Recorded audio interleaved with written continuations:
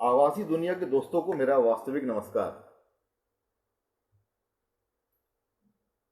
सबसे पहले मैं युवा प्रतिभा प्रोत्साहन मंच का मैं आभार व्यक्त करना चाहूँगा कि उनके कारण मेरी आपसे वास्तविक मुलाकात हो रही है। संगीता जी नमस्ते, कैसी हैं?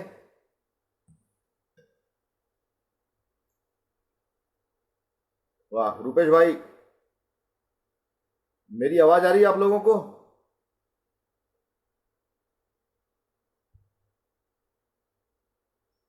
वैशाली जी नमस्ते।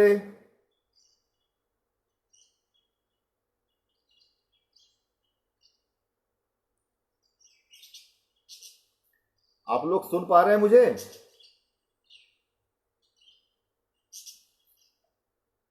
ओके।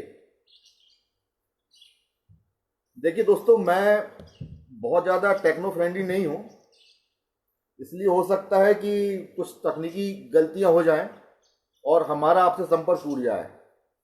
क्या है ना कि मैं इंटरनेट के बारे में उतना ही जानता हूँ जितना इंटरनेट मेरे बारे में जानता है।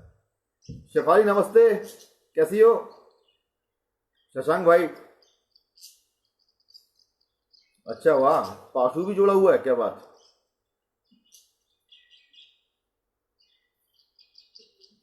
देखिए, मैं इंटरनेट के बारे में उतना तो नहीं जानता, उतना ही जानता हूं जितना इंटरनेट मेरे बारे में जानता है, लेकिन इतना तो जानता हूं कि बड़ी कमाल की चीज है इंटरनेट।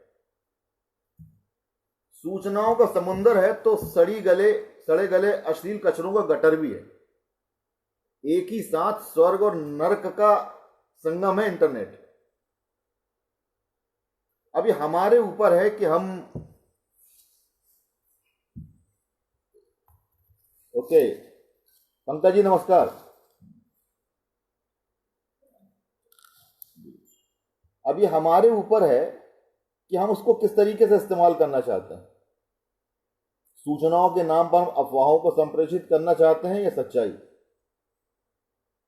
नहीं, ऐसे बहुत से युवा हैं जो अपनी नॉलेज के लिए इंटरनेट के मोहताज होते हैं। किताबों से ज्यादा उनको इंटरनेट पे भरोसा है, लेकिन वो ये नहीं जानते कि इंटरनेट पर पसरा ज्ञान सैटेलाइट से भले आता हो पर आकाशी नहीं है। कहने का मतलब वो कुछ खुदाई ज्ञान नहीं है। यानी जो बरस रहा है बारिश बन के, वो इसी गंदे नाले का पानी है। व्हाट्सएप यूनिवर्सिटी आपको सूचनावान बना सकती है पर ज्ञानवान नहीं। ज्ञान के लिए आपको किताबों के पास ही आना होगा, अदब से नाता जोड़ना ही होगा।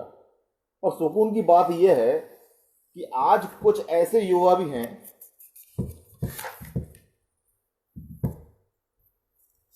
जो प्रतिभा प्रोत्साहन मंच जैसा आयोजन करवाते हैं।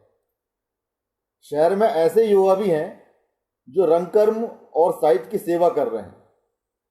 इतनी कम उम्र में उनका समझदारी से वास्ता हो गया, वरना आप तो जानते ही हैं, जवानी और बेवकूफ़ी एक ही चीज के दो नाम होते हैं।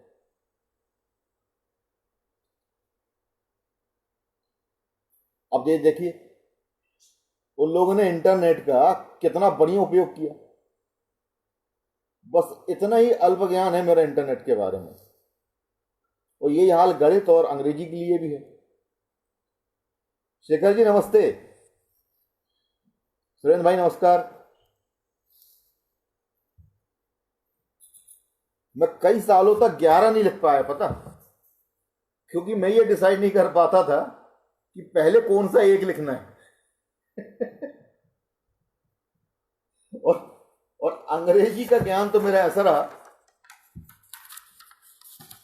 फिरोज भाई नमस्कार। और अंग्रेजी का ज्ञान भी मेरा ऐसे ही डामाडोल रहा। जिन महिलाओं की घर में जचकी होती थी ना, मैं उसको होम डिलीवरी समझता था। सोच रहा हूं मैं अंग्रेजी में एमए कर लूं, लेकिन बता देता हूं मीडियम हिंदी हिंदी रखने वाला हूं। वेजा भाई नमस्कार।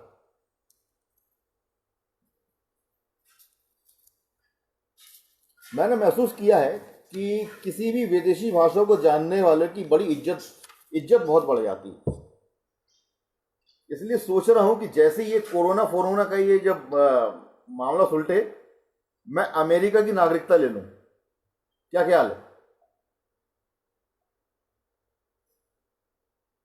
है ना भाई? अमेरिका की नागरिकता लेने का सबसे बड़ा फायदा क्या होगा मालूम? फिर मैं फिर मैं एक ऐसा अमेरिकी कहलाऊंगा जो फर्राटे के साथ हिंदी बोलता है। कैसी रही? स्वाति नमस्ते, स्वर्णा जी नमस्कार। चलिए भाई राकेश भाई, मैंने कहा यदि सवारियां भर गई हो तो मैं गाड़ी स्टार्ट करूं? जी ठीक है, ठीक है। तो सीए सबसे पहले मैं अपना अपने परिचय से मैं शुरुआत करता हूं। अच्छा, एक चीज मजेदार बात सुनिए। मेरे बहुत सारे दोस्त ऐसे होंगे फेसबुक के जिन्होंने मुझे लाइफ में पहली बार मतलब लाइव देखा होगा। वो बड़ा आश्चर्य कर रहे होंगे, अरे इस आदमी की डीपी तो बिल्कुल वैसी नहीं दिखती जैसा ये दिखता है। तो मैं बोलना चाह रहा हूं कि भाई साहब, आप भी तो वैसा नहीं दिखते ना जैसी आपकी आधार कार्ड में फोटो है।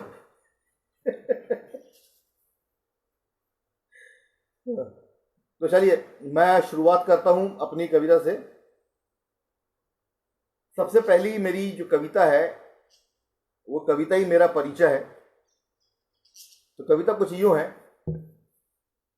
मैं पंकज सोनी बुंदेलखंडी हूं, लेकिन मेरे और आपके बीच में यदि मेरी क्षेत्रीयता आती है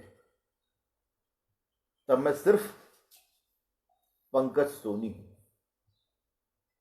लेकिन मेरे और आपके बीच में यदि मेरी जाति आती है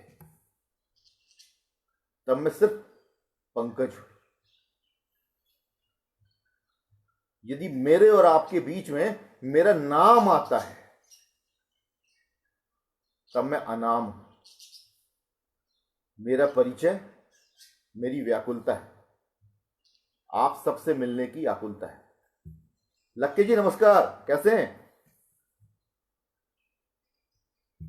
एक छोटी सी आपको एक रचना जो है मेरी व्यंग रचना है, मैं वो सुनाना चाहता हूं। लेकिन उसके पहले एक छोटी कविता और मैं सुना देता हूं आपको। कवियत्री। एक थी कवियत्री, छोटी थी पर बड़ी दिखने लगी थी। शायद प्रेम करने लगी थी। अपनी जवानी से रीझ कर वो कुछ अनैतिक हुई और उसने कुछ कविताएं जिनी।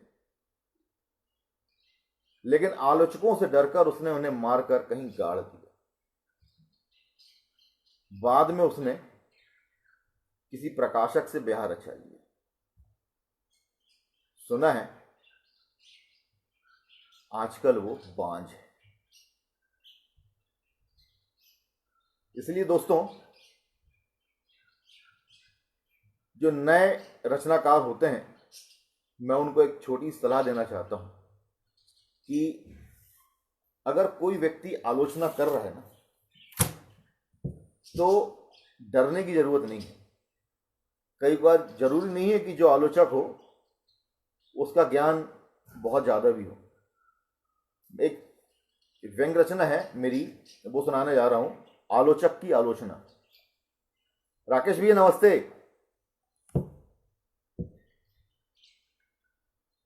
रिटायर्ड पोस्ट मास्टर इसका नाम है आलोचक की आलोचना। रिटायर्ड पोस्टमास्टर श्री असाटी जी आजकल 3 शौक पाले बैठे हैं। पहला शौक है बागवानी, दूसरा शौक है होम्योपैथी और तीसरा शौक है नाट आलोचना। उन्हें यह खुशखबरी है कि इन कामों में वो पर्याप्त अनुभवी हैं। यह और बात है कि रिटायरमेंट के पहले उनका इन चीजों से दूर दूर का भी नाता नहीं था। एक कुशल माली जानता है कि पौधों को खाद पानी के अलावा नियमित काट छांट की भी जरूरत होती है, ताकि बगीचा बगीचा लगे, जंगल ना लगे।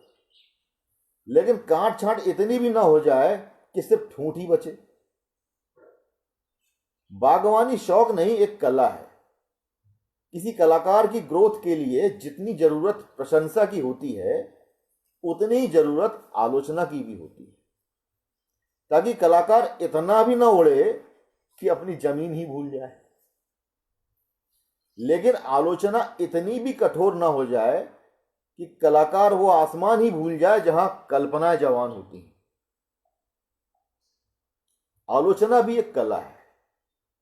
अब ये कोई होम्योपैथी तो है नहीं कि शौकिया पाली जाए, लेकिन भाई साहब असाटी जी तो असाटी जी ठहरे। नाटक देखने के बाद वे कोई ना कोई पुड़िया छोड़ ही देते हैं। आधुनिक नाटकों के वे सख्त खिलाफ हैं। नाटकों में सिगरेट शराब के दृश्यों को वे महापाप मानते हैं। गाली गलौज तो दूर की बात है, उनका बस चले तो नाटक में अभिनेता और अभिनेत्री को 10 हाथ दूर बैठा दें। सखाराम वाइंडर जैसे नाटक तो उनकी नजर में निहायत ही अश्लील है। आलोचना करते समय ये कोट करना कभी नहीं भूलते कि बेटा, हमको नाटक का पिछले 40 साल का अनुभव है। वैसे एक बात बताऊं, उनका ना हॉर्स राइडिंग का भी बहुत पुराना अनुभव है, क्योंकि अपनी बारात में वो घोड़े पर जो बैठे थे। खैर, श्री असाटी जी की महिमा श्री असाटी जी जाने। हमको तो इतना पता है कि उन्हें होम्योपैथी नहीं, सिंपैथी की ज्यादा जरूरत है। लेकिन दिक्कत में चक्रवर्ती ब्याज ये है कि कला जगत में असाटी जैसों की कोई कमी नहीं है, बल्कि कुछ तो इनके भी बाप है। एक किस्सा बड़ा ही दिलचस्प है। रामायण पर बनी एक फिल्म के डायरेक्टर ने उसके क्लाइमैक्स में बड़ा क्रांतिकारी परिवर्तन किया। उसने राम और सीता को वनवास से कार में बैठकर लौटते हुए दिखाया। एक आलोचक ने समीक्षा लिखी, अरे क्या क्या बेवकूफ डायरेक्टर है यार। अरे बोला, उसमें इतनी भी अकल नहीं। देखो, जनरल नॉलेज नाम की चीज नहीं है डायरेक्टर को। अब देखो, अयोध्या क्या आता है? यूपी में। लेकिन देखो, बेवकूफ ने वो जो कार इस्तेमाल करी है, उसमें उसका जो नंबर प्लेट देखा आपने? उसमें MS-31 लिखा हुआ है। महाराष्ट्र के नंबर प्लेट लगा के रखा बेवकूफ। तो इतना तो लोगों को ज्ञान होता है आलोचना का। एक और आप देखिए कि एक नाटक में एक अभिनेता को हार्ट अटैक से मरने का रोल था, लेकिन बेचारे का दुर्भाग्य देखो, बेचारी की एन उस समय हार्ट अटैक से मौत हुई जबकि वो मरने की एक्टिंग करने जा रहा था। उस शो के अगले दिन अखबार में समीक्षा कुछ यूं छपी, नाटक तो ठीक था, लेकिन अभिनेता ने हार्ट अटैक से मरने की बहुत ओवर एक्टिंग की। एक आलोचक तो इनके भी बाप थे। हुआ कुछ यूं कि उनके शहर में आए एक सर्कस का आइटम बहुत ही फेमस था। उसमें होता यह था कि एक जोकर को एक तोप के अंदर डाला जाता था, और जब तोप को पीछे से दागा जाता था तो ऐसी कलाबाजियां खाता हुआ वो नेट पे आगे गिरता था, और बाकायदा वो बांसुरी बजाता हुआ कलाबाजियां खाते हुए वो नेट पे जाके गिरता था। लेकिन हमारे आलोचक महोदय कहां संतुष्ट हो जाते, कहने लगे इसमें कौन सी कमाल की बात है, अब बांसुरी बजाने में कौन सा वो हरिप्रसाद चौरसिया हो गया। रोहित भैया नमस्कार, शशांक भाई नमस्ते, नीता नीता सचिन दोनों को नमस्कार।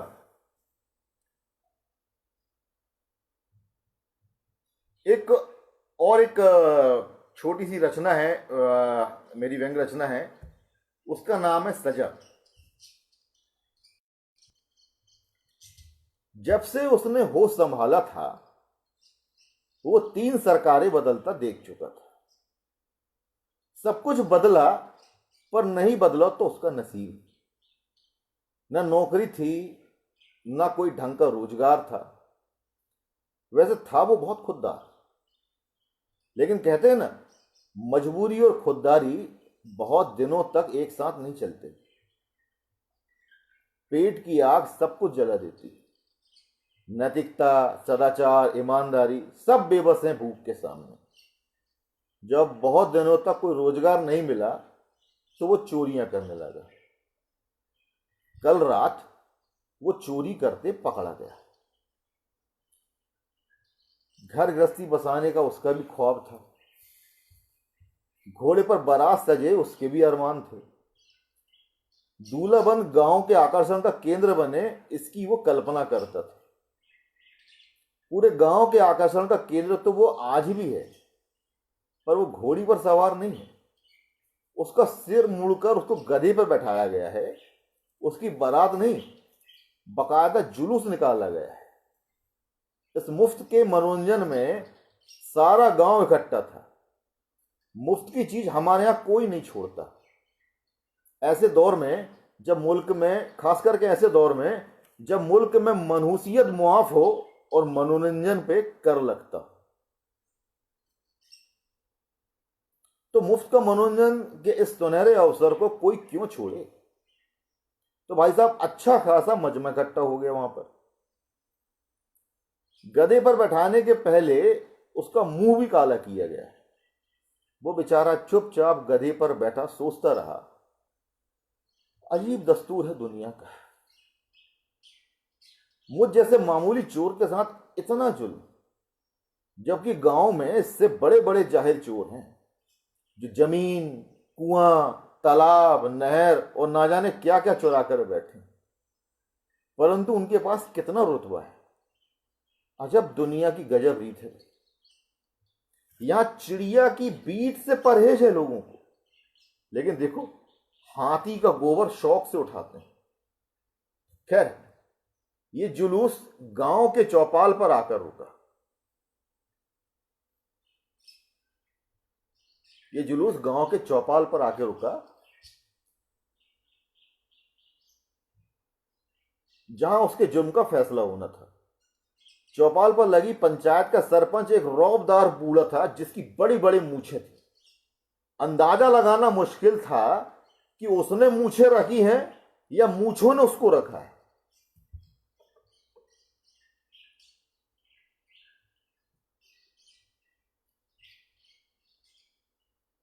हुक्को गड़गड़ाते हुए उसने कहा, देख भाया, ये थारी पहली चोरी हैगी, इसलिए मैं थारे पर दया कर रिया हूं। मैंने थारे लाने 3 सजा मुकर्रर की हैगी। या तो 100 रुपये जुर्माना भरोगे, या 100 प्याज खाओगे, या फिर 100 जूते खाओगे। तो अपनी पसंद की सजा चुन ले। सजा सुनकर गांव वालों को का मजा दोगुना हो गया। इधर बेचारा चोर भी सोच में पड़ गया कि क्या चुनूं। 100 जूते खाऊंगा तो हड्डियों का चूरमा निकल जाएगा, और अगर 100 रुपए दूंगा तो फिर लाले पड़ जाएंगे। क्यों ना 100 प्याज वाला विकल्प ही चुन लूं, कम से कम आंख को तो लगेगी। वो निश्चय करके बोला, मालको मैं 100 प्याज खाऊंगा। भाई साहब, सबके सामने एक टोकने में 100 प्याज रखी गई। उसने पहली प्याज खाई, गांव के बच्चों ने गिनती शुरू की। 1, 2, 3, 10। अब बेचारी की आंख से आंसू आने लगे। मन में शंका होने लगी कि सजा चुनने में कहीं गलती तो नहीं हो गई। गिनती अभी भी जारी है। 40, 41। अब तो मुंह से झाड़ निकलने लगी, जैसे तैसे वो 50 प्याज खा गया। लेकिन अब उसको यकीन हो गया कि भारी गलती हो गई। अभी भी दूसरा विकल्प सुरक्षित है। वो हाथ जोड़कर बोला, मालको, मैं अब और नहीं खा पाऊंगा। भले 100 जूतों खा लूंगा, लेकिन प्याज नहीं खा पाऊंगा। गांव वालों को भरपूर हंसने का मौका मिला। सरपंच भी आज मनोरंजन के मूड में था। बोला, चल तू भी क्या याद रखेगो, किस दिलदार से पालो पड़ो है। थारी जय इच्छा भी मैं पूरी कर देता। उसने जल्लाद को इशारा किया। जल्लाद शायद अपनी बारी के मूड में था, अपनी बारी का इंतजार कर रहा था। वो भी मनोरंजन के मूड में था। उसने एक जूता उसकी पीठ में जमाया। 1, 2, 3। बच्चों ने फिर गिनती शुरू कर दी। 10 जूतों में ही उसकी आंखों के सामने तारे झूम गए। गिनती अभी भी जारी थी। 50वें जूते तक वो दोहरा हो गया। अब तो उसका दिल जोर जोर से गवाही देने लगा कि उसने विकल्प चुनने में वाकई भारी गलती कर दी। वो बुक्का फाड़कर चिल्लाया, रहम मालको, रहम, मैं मर जाऊंगा, मैं थारे को 100 रुपए दे दूंगा। भीड़ का हंस हंस के बुरा हाल। उसने 100 रुपए लेकर पंचायत के सारे तमाशे का पटाक्षेप किया।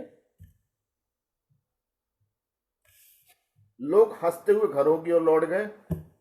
वो बेचारा चोर घुटने में सिर दबाए सोचता रहा कि मैंने सजा चुनी थी या सरकार।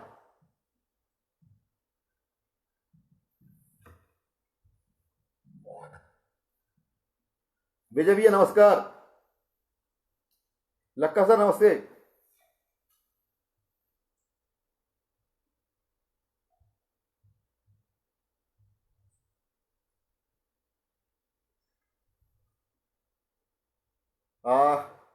राकेश जी, यदि टाइम हो तो मैं एक एक रचना और सुनाने वाला हूं आपको। ये फिर उसके बाद मैं जिस चीज का भी इंतजार था, द्रौपदी का चीरहरण, मैं वो सुनाता हूं।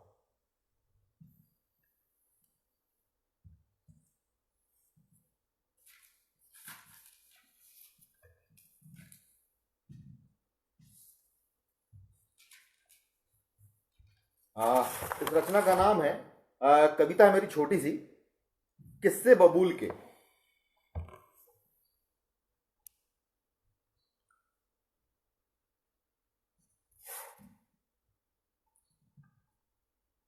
बंद हुए चर्चे अब पत्ती और फूल के। बंद हुए चर्चे अब पत्ती और फूल के, सुर्खियों में आ गए किस्से बबूल के। बंद हुए चर्चे अब पत्ती और फूल के, सुर्खियों में आ गए किस्से बबूल के। मौसम ने कर डाली ऐसी नादानी, मौसम ने कर डाली ऐसी नादानी, अंबर ने सोख लिया बादल का पानी। सपने सच हुए, सपने सच हुए बंजारिन धूल के। बंद हुए चर्चे अब पत्ती और फूल के। धरती के चेहरे पर डालकर दरारें, धरती के चेहरे पर डालकर दरारें, हिरण हुई धूप किसको पुकारें। धरती के चेहरे पर डालकर दरारें, हिरण हुई धूप अब किसको पुकारें। खामियाजे शेष है पर्वत सी भूल के, खामियाजे शेष हैं पर्वत सी भूल के, सुर्खियों में आ गए किस्से बबूल के। प्रदीप भाई नमस्कार।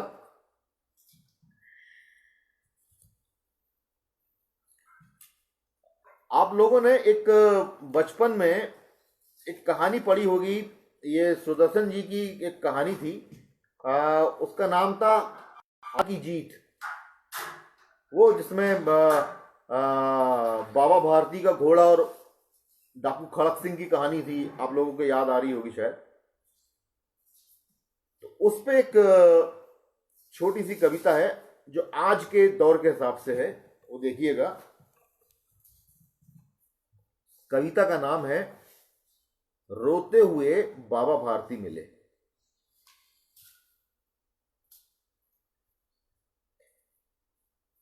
रोहित भाई गौर कीजिएगा। कुलदीप भाई नमस्कार।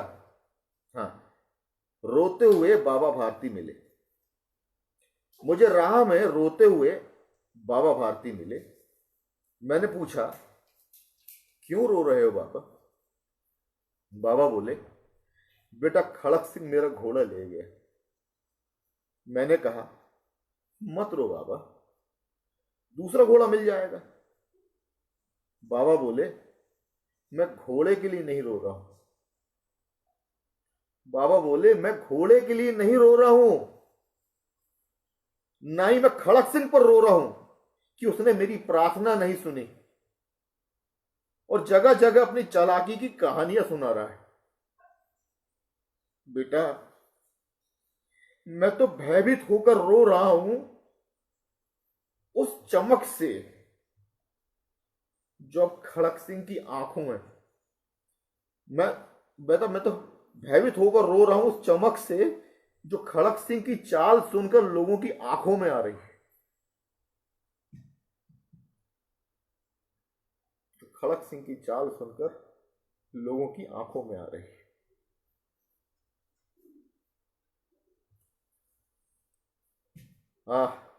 इस रोहित भाई, इस लॉकडाउन ने बहुत कुछ सिखा दिया है हम लोगों को। सबसे पहली बात तो उसने ये सिखाया है कि वास्तव में हम लोगों की जरूरतें बड़ी सीमित है। ये इतना सब रायता तो हम ही लोगों ने फैला के रखा हुआ था। गलत बोल रहा हूं?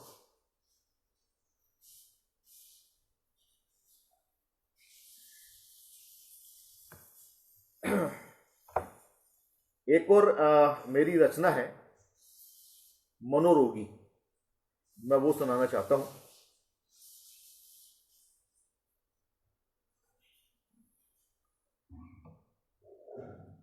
शुक्रिया प्रदीप भाई, संगीता जी शुक्रिया।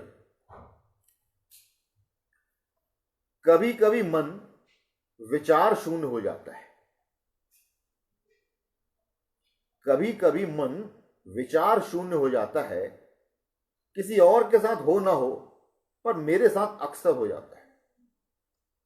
जैसे आपका स्मार्टफोन हैंग हो जाता है ना, बिल्कुल वैसे। तब कुछ भी लिखना बेमानी सा हो जाता है। आजकल इसी दिमागी जकड़न से गुजर रहा। कल रात अपनी स्मृतियों को रिवर्स करके देख रहा था, तो जो दिखा उससे अभी तक स्तब्ध हूं। कल रात अपनी स्मृतियों को रिवर्स करके देख रहा था, तो जो दिखा उससे अभी तक स्तब्ध हूं।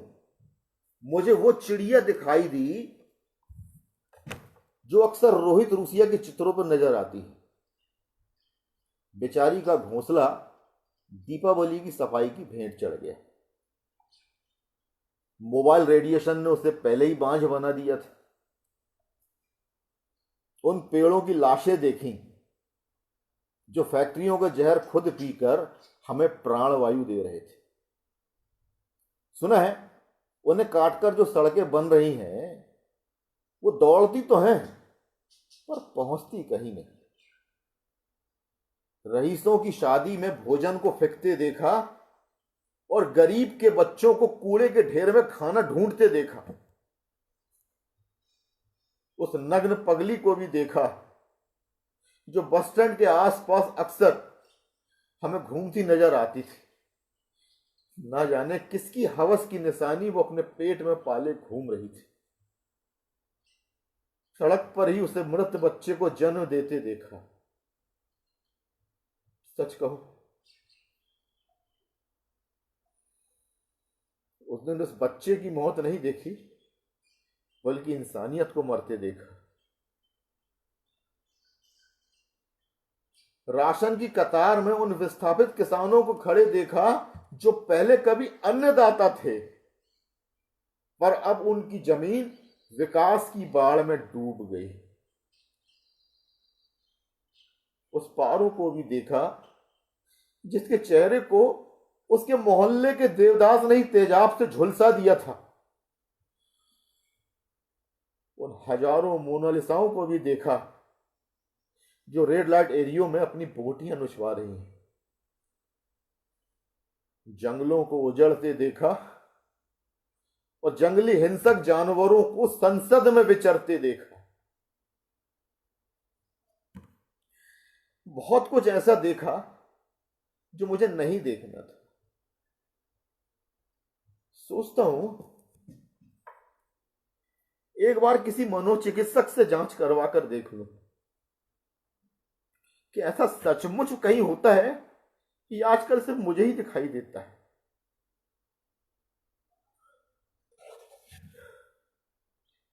ठीक हो जाऊं, फिर आपको प्रेम से पगी हुई कोई कविता सुनाऊंगा या कोई मजाहिया किस्सा। तब तक के लिए मुझे क्षमा करें, मेरा दिमाग अभी बहुत कुंद है। आपका मनोरोगी मित्र पंकज।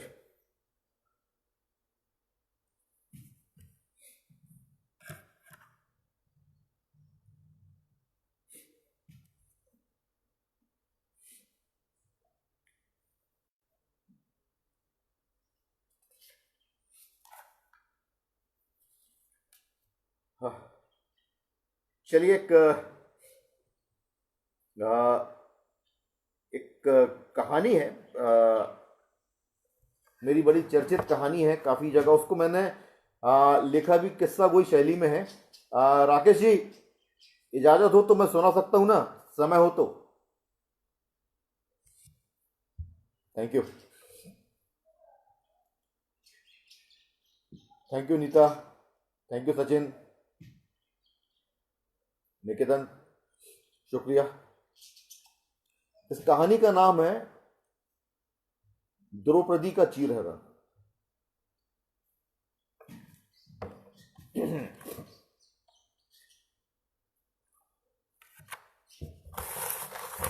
ये जो जला हुआ खंडर आप देख रहे हैं बाबूजी,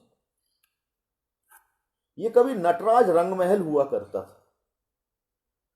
आज भले ही यहां के माहौल में सन्नाटा और धुएं की गंध हो, पर कभी ये पूरा इलाका बड़ा गुलजार था। इत्र फुलैल की खुशबू महकती थी, संगीत की स्वर लहरियां गूंजती थीं और एक से एक तमाशे होते थे।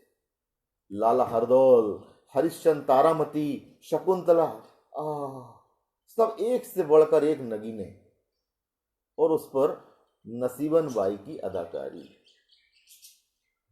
नसीबन नटराज की जान थी। उसकी अदाओं पर सिक्के उछलते थे, सिक्के। बताते हुए बूढ़े की आंखें गर्व से दमक उठी। वो कोई भी पार्ट करे, सीता या शकुंतला, इतनी शिद्दत से निभाती थी कि औरतें रो रो कर फर्श गीला कर देती थी। और शकुंतला बनकर जब अपने नैनों के तीर चलाती थी तो हर मर्द खुद को दुष्यंत समझता था। नसीबन थी भी बहुत सुंदर। गोरा रंग, नीली आंखें, पैरों की थिरकन और आवाज में नशा तो उसे उसकी मां से मिला था, पर रूप रंग अपने बाप से। सुना है उसका बाप कोई फिरंगी था, लेकिन मुजरे के शौक ने नसीबन की मां का आशिक बना दिया था। देश आजाद हुआ तो वो विलायत लौट गया, लेकिन अपनी निशानी नसीबन को उसकी मां के पेट में ही छोड़ गया। बूढ़े ने बीड़ी सुलगाई। धुआं उगलते उगलते मानो कहीं खो गया। उसकी आवाज दूर से आती हुई सुनाई दी। युद्ध हो या प्रेम, औरत के हिस्से तो सिर्फ हार ही आती है। सिर्फ हुनर ही नहीं, नसीबन नसीब भी अपनी मां से लेकर आई थी। वो भी प्रेम में सब कुछ हारी हुई औरत थी। बाबूजी, बंबई के कई फिल्म वाले नसीबन को हीरोइन बनाना चाहते थे। वो चाहती तो फिल्म जगत की मल्लिका बनकर राज कर सकती थी। लेकिन नटराज के मालिक मास्टर विट्ठल के प्रेम में अपना अपना सुध-बुध भुलाए बैठी थी। फिर भी वो कभी विट्ठल की बेहता ना हो सकी। पूरी जिंदगी वो उसकी रखेल बनकर ही रही। कभी कभी तो लगता था उसके निभाए पात्र उसकी आत्मा में भी पैवस्त हो गए थे। वे भी प्रेम को तरसे, ये भी प्रेम को तरसती रही। कभी कभी उसके मन का नमक आंसुओं के साथ बाहर आ जाता था। अभिनेत्रियों का भाग्य देखो बाबूजी, आंसू चाहे कितना बहा ले, पर नमक कम नहीं होना चाहिए। जब तक जवानी है तब तक सारा खेल है। जवानी खत्म, खेल खत्म। जैसे जैसे कला जवान हो रही थी, नसीबन बूढ़ी हो रही थी।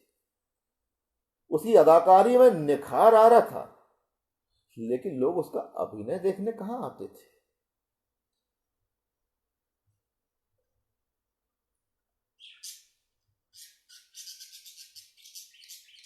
लेकिन लोग उसके अभिनय देखने कहां आते थे।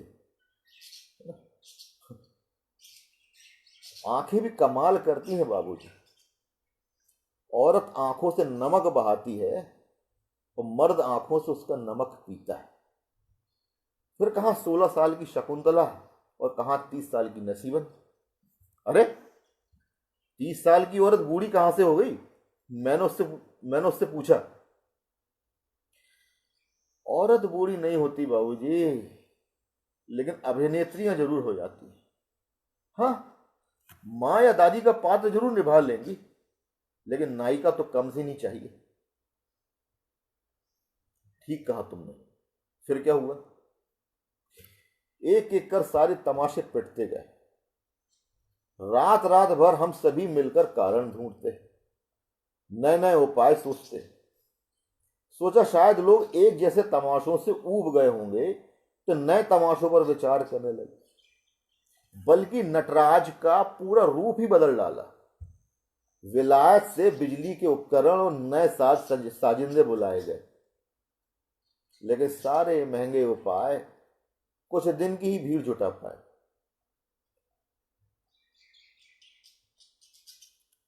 सारे नए तमाशे, हीर रांझा, शीरी फरहाद, लैला मजनू, एक एक कर सारे पिट गए। नटराज के बड़े संकट के दिन थे। मैं उस समय 15-16 साल का था। बूढ़ा फिर यादों में खो गया। उसकी आवाज मानो अतीत से आती सुनाई दी। मैं रंग महल में साफ सफाई के अलावा अपने उस्ताद से सारंगी बजाना सीखता था। सपना था एक दिन सारंगी का बड़ा उस्ताद बनूंगा। लेकिन आज इस बुढ़ापे में तांगा चला रहा। बूढ़े की आवाज में गहरा दुख था। मैं चुप्पी से जूझ ही रहा था कि बूढ़ा फिर बोलने लगा। नटराज पर कर्ज बढ़ता जा रहा था और साहूकारों का ब्याज और तगादे भी आए दिन होने लगे थे। यहां तक कि नौबत नटराज की नीलामी तक आ गई थी। विट्ठल और नसीबन ने कर्जदारों के खूब हाथ पांव जोड़े। 3 महीने की मोहलत मांगी। कर्जदार इस शर्त पर राजी हुए कि कर्ज चुक जाने तक नटराज का सारा निजाम अब हमारे हाथ में होगा और तमाशा भी वही होगा जो हम चाहेंगे। शर्त मान लेने के अलावा कोई चारा नहीं था। नए तमाशे की तैयारियां शुरू हुई, और तमाशा भी ऐसा जो नाम से ही मशहूर हो गया, द्रौपदी का चीरहरण। रात दिन एक करके उसकी तैयारियां हुई। तमाशा शानदार तैयार हुआ। तय हुआ कि अगले महीने की 15 तारीख से लगातार प्रदर्शन करते रहेंगे, और जब तक कर्ज ना चुक जाए इसके प्रदर्शन करते रहेंगे। कर्जदारों ने टिकट और प्रचार का जिम्मा अपने हाथ में ले लिया, और एक आने की टिकट 1 रुपए तक बढ़ा दी। अब कहां एक आने में तो शो खाली जाते थे, 16 आने कौन खर्चता।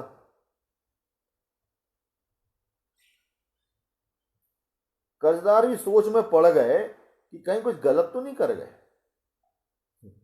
बाजार जब कला पर हावी हो जाता है ना, तो नीति अनीति कुछ नहीं देखता। शहर में उन लोगों ने अफवाह फैला दी कि 15 तारीख के खेल में कुछ ऐसा होने वाला है जो आज तक नहीं हुआ। हर बार की तरह इस बार भी द्रौपदी का चीरहरण तो होगा, लेकिन श्री कृष्ण की समय पर मदद नहीं मिल पाएगी। सब कुछ इस तरह से होगा मानो गलती से हो गया हो। अफवाह आग की तरह पूरे शहर में फैल गई। हम इन सब बातों से अनजान अपनी तैयारी में जुटे रहे, और इधर शहर में सौगातों का मौसम बना रहा। जिस नसीबन ने अपनी मादकता से किशोरों और बूढ़ों को जवान बना दिया था, जो न जाने कितनी औरतों की ईर्ष्या की वजह थी, जिस नसीबन को शहर के मर्द ख्वाबों में अपने सारे अरमान पूरे करते थे, सोचिए उसे साक्षात मादरजात नंगी देखेंगे। बाबूजी, लोग टूट पड़े टिकट खरीदने को। नटराज के इतिहास में पहली बार ऐसा दिन आया होगा कि 1 रुपए की टिकट 10 रुपए में बिकी। ऐसा पहली बार हुआ कि एक ही दिन में 3 दिन के खेल की टिकट बिक गई हो। बूढ़े ने दूसरी बीड़ी सुलगाई। थोड़ी देर शून्य में ताकते रहा, फिर कहना शुरू किया। वो दूर जो चौक देख रहे हो बाबूजी, वहां तक सिर्फ आदमियों ही आदमियों की भीड़ थी। सिर्फ मर्द, हर उम्र के मर्द। कोई शर्म नहीं, कोई लिहाज नहीं, कोई रस्मो रिवाज नहीं। एक ही परिवार के तीनों पीढ़ी के मर्द। रंग महल में पांव रखने की जगह नहीं थी।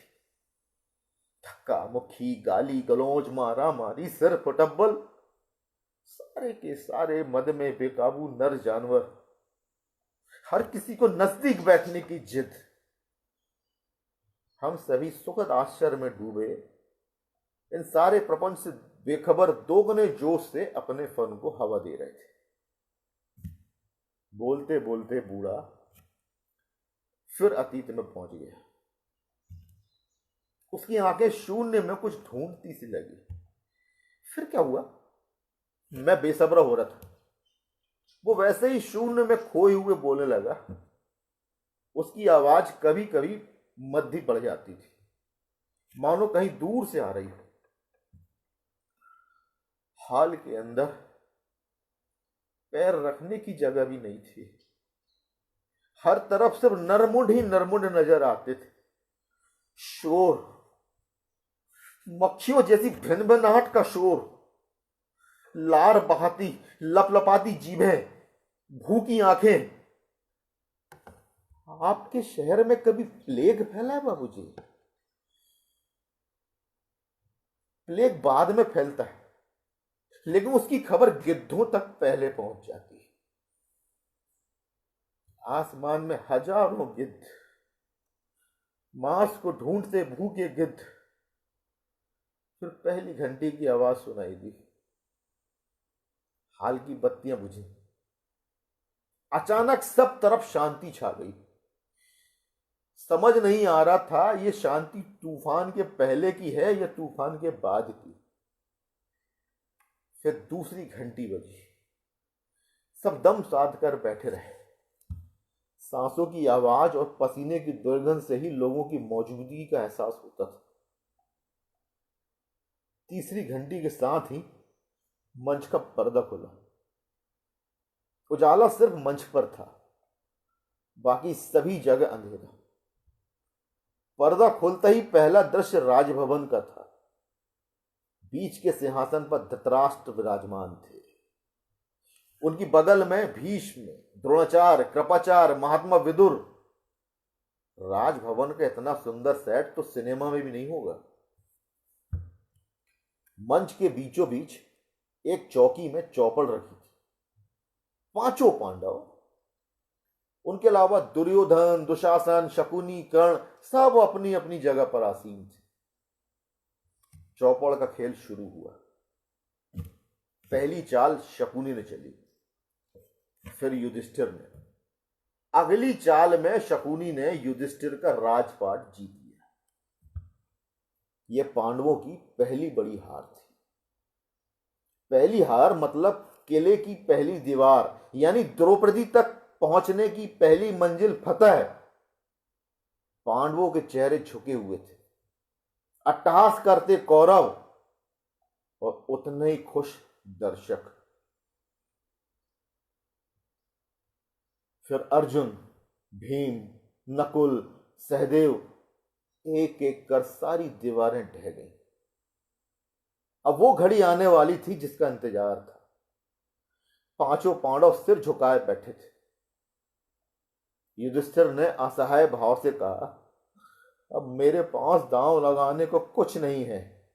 दुर्योधन बोला, है ना, अभी भी तुम्हारे पास तुम पांचों की पत्नी द्रौपदी भी तो है, उसे भी दांव पर लगाओ भ्राताश्री। पांचों भाइयों की त्योरियां चढ़ गईं।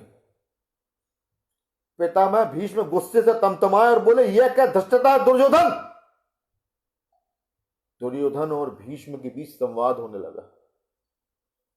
दर्शकों का सब्र का बांध टूट रहा था। शकुनी और युधिष्ठिर के बीच फिर से द्रुत क्रीड़ा प्रारंभ हो गई। कुछ दांव चलने के बाद युधिष्ठिर फिर हार गया। दुर्योधन ठाका मारकर हंसा, अब द्रौपदी हमारी हुई। दर्शक दुर्योधन से भी ज्यादा खुश थे। ऐसा पहली बार हुआ था जब दर्शकों का मन खलनायक के साथ था। आगे दुर्योधन के संवाद चल रहे थे। जाओ दुशासन, खींच कर लाओ द्रौपदी को, उसे यहां मेरी जंघाओं में लाके बिठाओ। बड़े भद्दे तरीके से दुर्योधन ने अपनी जांघों को मसला। अंधेरे में ना जाने कितनों ने वैसी ही अपनी जांघें सहलाई होगी। बस अब आती होगी द्रौपदी उर्फ नसीबन उर्फ शकुंतला उर्फ सीता। नटराज के अंधेरे हिस्से में ना जाने कितने रावण, ना जाने कितने दुर्योधन अपनी नजरें जमाए बैठे थे। न जाने नसीबन ने कैसे कपड़े पहने होंगे। केश कमर तक बिखरे होंगे या जोड़े में होंगे। दुशासन मंच की दूसरी ओर से नसीबन को बालों से खींचता हुआ राज दरबार में लेकर आया। नटराज का अंधेरा हिस्सा ठंडी आहों से भर गया। द्रौपदी ने एक आह ली। अपने पांचों महारथी पतियों के चेहरों को देखा जिनकी सूरत पर मुर्दानगी छाई हुई थी। फिर उसने सिंहासन पर आसीन महापुरुषों की ओर देखा। उसकी आंखों में इतनी हिकारत थी कि एक बार भी अगर वो अंधेरे की ओर देख लेती तो शायद सारी उत्तेजना दफन हो जाती।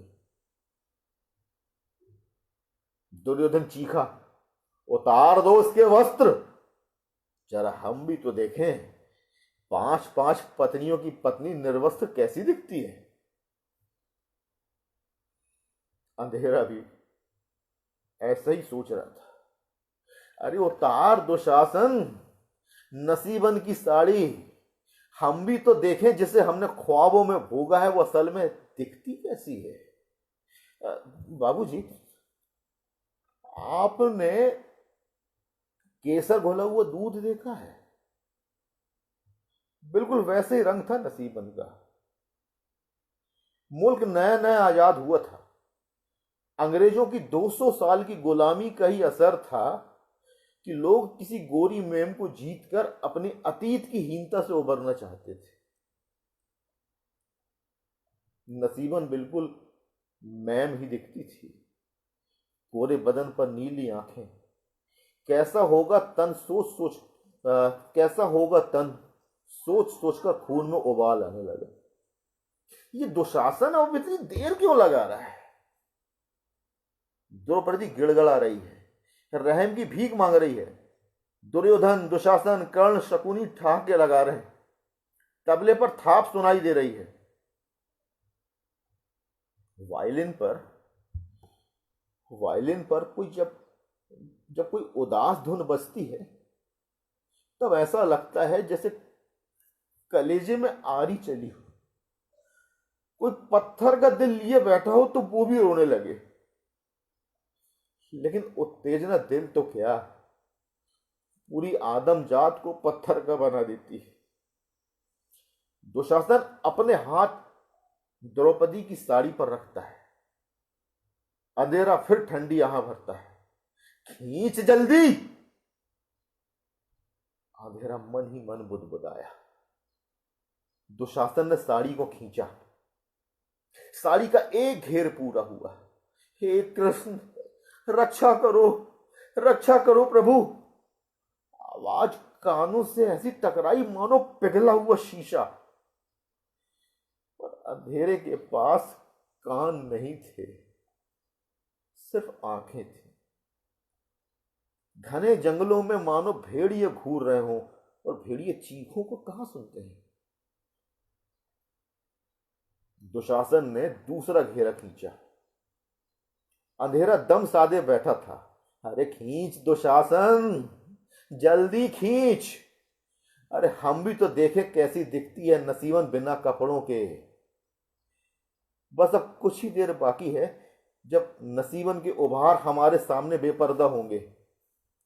द्रौपदी हे कृष्ण कहती जा रही है। तबले पर थाप पड़ रही है। दुशासन साड़ी खींचता जा रहा है। अब तक कई घेर उतार चुका है।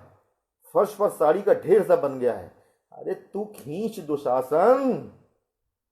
ऐसे चीखने पर हर बार कृष्ण नहीं आते। ये अंधेरे से बेहतर और कौन जानता है। तेरे हाथ क्यों कप रहे हैं दुशासन? अरे हम तेरे ही भरोसे तो यहां बैठे हैं। तू खींच। हमें देखना है नसीबन की जांघें, उसके नितंब। हमने पैसे इसलिए नहीं दिए कि तेरे हाथ कांपे। जैसे जैसे जैसे दुशासन साड़ी खींचता जा रहा था, नसों में तनाव बढ़ता जा रहा था। लेकिन साड़ी थी कि बढ़ती जा रही थी। दुशासन अब वाकई थकने लगा था। दुशासन तो क्या, हमारा तबला वादक भी थक गया। उसकी थाप ताल छोड़ने लगी। साड़ी का ढेर दुशासन से भी ऊंचा उठता चला गया और फिर वो गस्त खाकर गिर पड़ा। अचानक हमें अंधेरे से आवाज आई, नंगी कर रंडी को। नसीबन ने चौंक कर इधर उधर देखा। चौंकर अंधेरे की ओर देखा। उसकी आंखें डरी हुई हिरनी की तरह दिखी। डर और हैरानी दोनों। नटराज के 20 सालों के इतिहास में ऐसा पहली बार हुआ था जब किसी ने बदसलूकी की थी। हम सभी साहूकारों की चाल से अनजान थे। हमारे आश्चर्य का कोई ठिकाना नहीं था। तभी दूसरी आवाज आई, अबे उठ, नंगी कर उसको। फिर सब तरफ शोर उठने लगा। नसीबन घबराकर अंदर की ओर भागी। फिर अचानक कुर्सियां मंच पर फेंकी जाने लगी। सारे कलाकार मंच से भागने लगे। दर्शक मस्ताए हाथी की तरह उत्पात मचाने लगे। कुछ दबंग दर्शक मंच पर चढ़ आए। उनके हाथों में जो आया उसे तोड़ने लगे। हम सब जान बचाकर भागे और कुछ ही पलों में नटराज नेस्तनाबूत हो गया। फिर किसी ने आग लगा दी, सब कुछ जलकर खाक हो गया। बोलते बोलते जब बूढ़ा रुका, अतीत में घटी घटना का खौफ उसके चेहरे पर साफ दिखा। फिर नसीबन का क्या हुआ, मैंने पूछा। पता नहीं साहब, उस घटना के बाद ना तो विट्ठल का कोई पता चला न नसीबन का। बड़ा सुनहरा अतीत था नटराज का, पल भर में ही सब कुछ खाक हो गया। साहूकारों का वो झूठ ना होता तो शायद ऐसा ना हुआ होता, मैंने उससे कहा। आप सच सही कह रहे हो बाबूजी, लेकिन उसके एक झूठ ने इंसान के अंदर का सच निकलवा दिया। उस दिन द्रौपदी तो नंगी नहीं हुई, लेकिन उसे नंगी देखने की चाह में दर्शक जरूर नंगे हो गए। एक बात बोलूं बाबूजी, महाभारत यदि आज लिखी जाती तो युद्ध करने अर्जुन को कुरुक्षेत्र नहीं जाना पड़ता, अपने ही भीतर उन्हें दुर्योधन मिल जाता।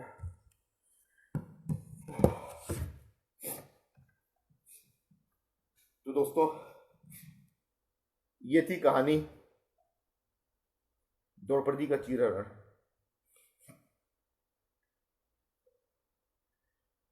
शुक्रिया राकेश, आप सभी मित्रों का बहुत बहुत शुक्रिया। शांतनु भाई शुक्रिया, अवजय सर शुक्रिया।